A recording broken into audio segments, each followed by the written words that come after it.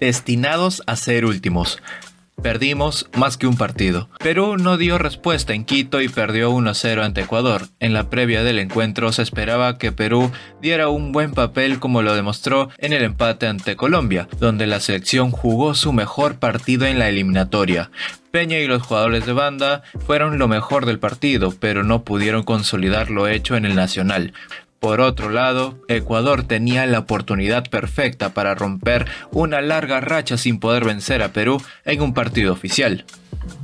Esta vez ya contando con Jorge Fossati en el banco, Perú volvería a pararse con el clásico 3-5-2 y alinearía con el mismo 11 salvo por un cambio en la defensa. Pedro Galese estuvo en el arco, la defensa de tres centrales compuesta por Araujo, Santamaría, quien reemplazó a Carlos Zambrano, y Calen. Más adelante tendríamos a Marco López por izquierda, el medio compuesto por Sergio Peña, Renato Tapia y Willard Cartagena, y por el otro lado, por el lado derecho, estaríamos con Luis Advíncula. Para este partido, el nono volvería a elegir a Alex Valera para acompañar a Gianluca Lapadula en ataque. En el balance general, el equipo peruano fue sometido de principio a fin, pues era lo que se esperaba ante un rival que era físicamente mucho más fuerte, y en el 1 contra 1 teníamos nombres que marcaba una clara distancia con respecto al cuadro ecuatoriano. Ante esto, Perú se puso a defender el 0 desde el pitazo inicial. Se sabe que dentro del fútbol se puede tener un planteamiento ofensivo y en base a eso ser un poco más directo para poder atacar, pero no puede ser que nos hayamos convertido en una selección tan frágil como para solo apelar al empate y de ahí no tener un plan de contingencia. En los primeros minutos se esperaba el sofocón inicial de Ecuador, pero esto se terminó extendiendo por el resto del partido. La defensa hizo lo que pudo para poder aguantar a Ener Valencia, quien fue una pesadilla en el juego aéreo. A pesar de ser carrileros, en este partido vimos a López y Advíncula ocupar más posiciones de defensores laterales ante la presión rival, y pues el jugador de Boca Juniors sufrió más con Pervis Estupiñán que López con John Mercado, que igual tuvo un buen partido. El equipo de Fossati dedicó todos sus recursos en defender o evitar que Ecuador anotara, cosas que son totalmente distintas porque al defender, un equipo espera en el momento exacto para poder contraatacar y preocupar al rival con transiciones rápidas. Sin embargo, el martes vimos todo lo contrario. El equipo perdía muy rápido el balón, Tapia volvió a estar lento en la distribución y Peña era neutralizado con facilidad por la volante ecuatoriana. Y si en un principio hablábamos de que ante Colombia el semblante del equipo cambió por el rendimiento de Peña, todo lo contrario lo vimos el martes. Ecuador nos superó bastante y al tener un generador de juego como Peña en tan bajo nivel, fuimos superados rotundamente.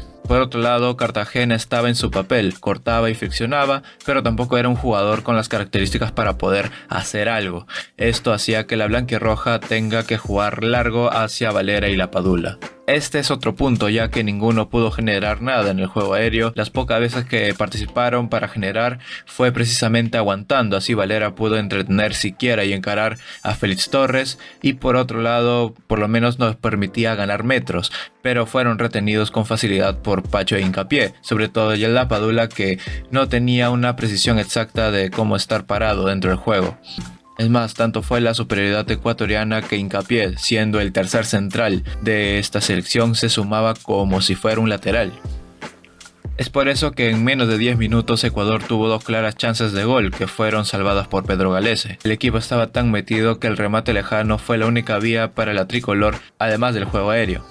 Ya pasada la media hora de juego, los locales encontraban más espacios, André Páez pisaba más área peruana, lo mismo con Hincapié y Ángelo Preciado, mientras que Galese se convertía nuevamente en el héroe del equipo peruano. Esto pasa al tener un equipo tan metido. Perú no podía ser rápido y al no tener jugadores para el contraataque despreocupaba a los defensas ecuatorianos. Cuando ellos tuvieron la oportunidad, empezaron a sumarse en ataque.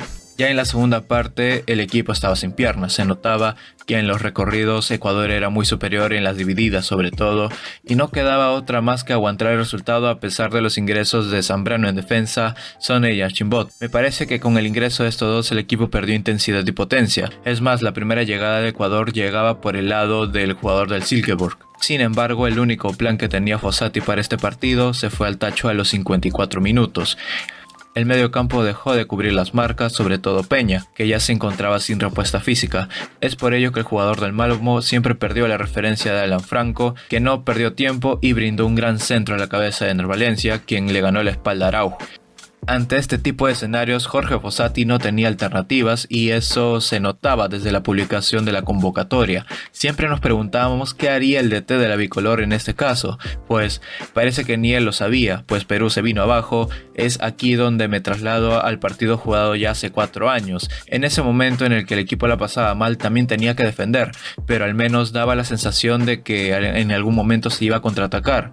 Es ahí donde un poco se puede observar la falta de un jugador de ofensiva que pueda hacer la diferencia. Sin embargo, nunca se encontró la rebeldía suficiente para poder afrontar este partido. Más que algún nombre en particular, se esperaba una respuesta colectiva. Sin embargo, esto solo quedó en estas líneas. Más que algún nombre en particular, se esperaba una respuesta colectiva. Luego del gol, Ecuador dejó de apretar para aligerar las cargas y empezó a contragolpear a un equipo ya caído como Perú. En los siguientes minutos, John Yeboah y Kevin Rodríguez dieron un nuevo aire a los locales, pero sin generar mayor peligro. Es en este partido en donde, a pesar de la intermitencia del rival, Becachese buscaba su primera victoria en un partido oficial y de esta forma buscó cerrar la línea defensiva ante un equipo que no generaba peligro alguno, más allá de un balón pivoteado sobre el final por Gianluca Lapadula. Mientras esto pasaba, las esperanzas peruanas estaban depositadas en otras canchas, pero el destino le daría una puñalada al equipo de Jorge Fossati. Chile, que en la previa había sido el mayor beneficiado para esta fecha doble, terminó sucumbiendo ante Bolivia por 2-1 y dejando la era Gareca pendiente de un hilo. Con esto, la verde volvía a ganar un partido de visitante luego de 30 largos años y ganando 2 veces consecutivas por primera vez en la historia de las eliminatorias. Además, horas más tarde, Paraguay se tumbaría a Brasil por 1-0 y le ganaría en Asunción luego de 12 años.